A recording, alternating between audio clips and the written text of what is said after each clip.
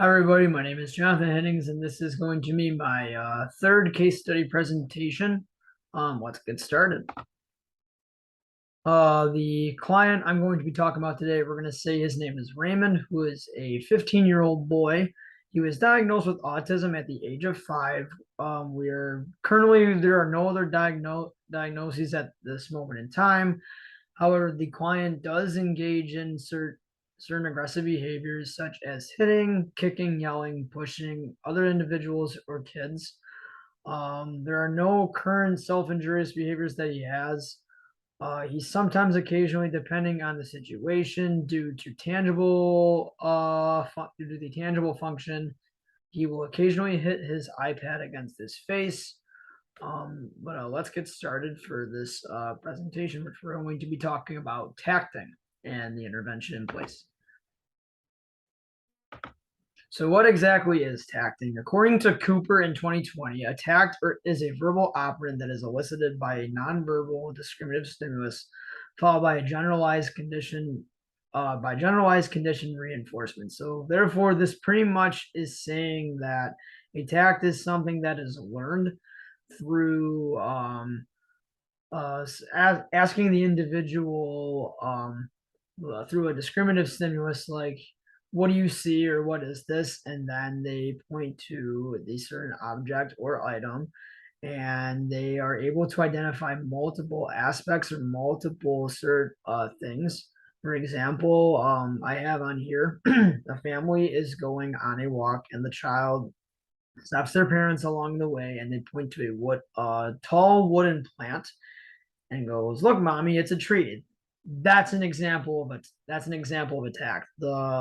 The child saying it's a tree, it is a tree, is them labeling that specific object, or in this case, the large plant, i.e., the tree. That is exactly what a tact is, and through that, tacting helps individuals learn different aspects, conditions, and features of the environment around them, or certain common things. The intervention teaching, which I'm going to explain more in detail later. We're just going to describe what a stimulus class is because this is what part of the intervention that the client was going to learn. So a stimulus class is a group of stimuli that share common elements.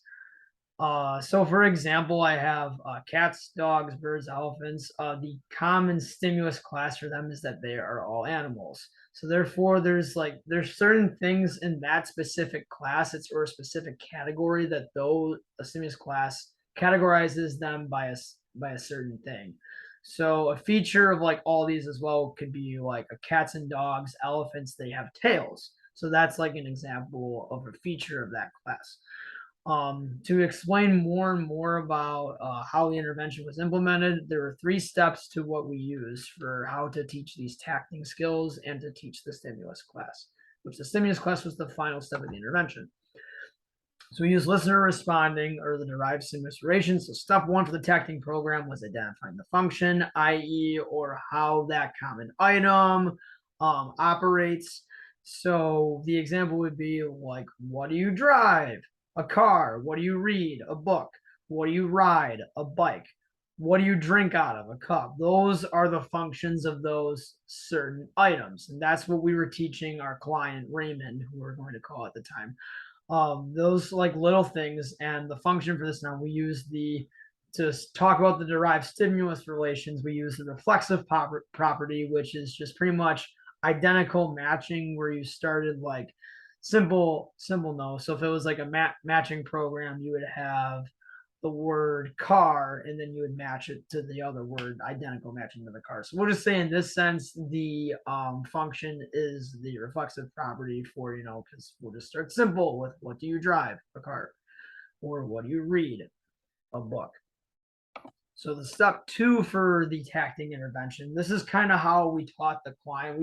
Since he was already had the skills of like simple matching and simple receptive identification ability, we took that next step. So therefore, like step 2 was we used the LRFFC, identifying a feature of that certain common item, or for the noun. So for example, feature is an aspect or an attribute of the noun that we're going to describe to the client. So therefore, we were talking about the car earlier.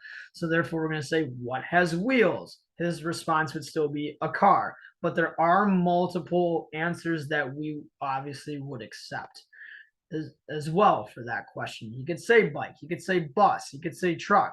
Any of those, it varies. We're not going to just specify down to one response, but this is just generalizing, and then eventually down the line we learn more of those other behaviors. But as chapters, a book. So the feature, we use the symmetry property, which is therefore, and so that next, taking that next and doing a stimulus relationship, according to Cooper, is where the learner identifies the common match stimuli to the comparative stimuli. So now he, from that first one where he identified the function, now he knows the function and he knows a feature of what a car has. A car has wheels. A car is something you drive, and a car has wheels. That's that A-B relation. That's that A-B relationship. Now also with a book, he's learned that what you read a book. And now what has chapters? A book has chapters. You read a book and a book has chapters. That's where that symmetry property happens.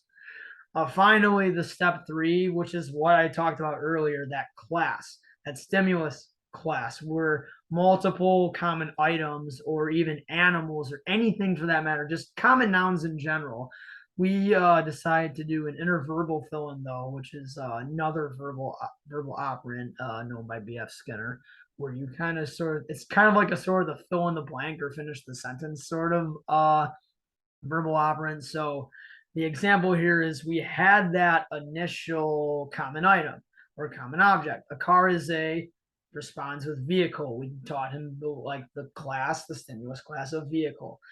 A book is in this case, it'd be a school supplies. Or if i.e., we could also be like a cup is a utensil, a fork is a utensil. There were multiple things we taught him. So a class in this sense is a category of a noun, which we taught him as well. That's what a class is.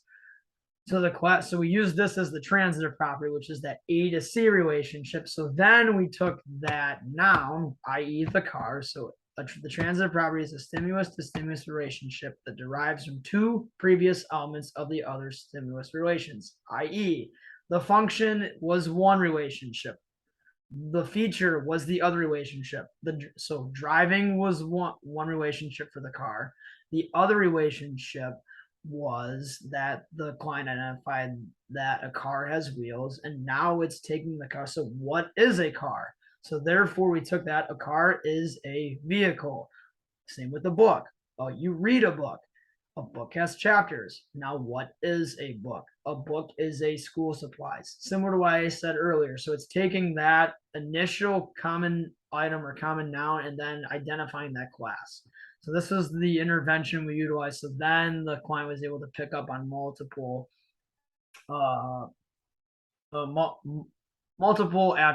attributes of these items.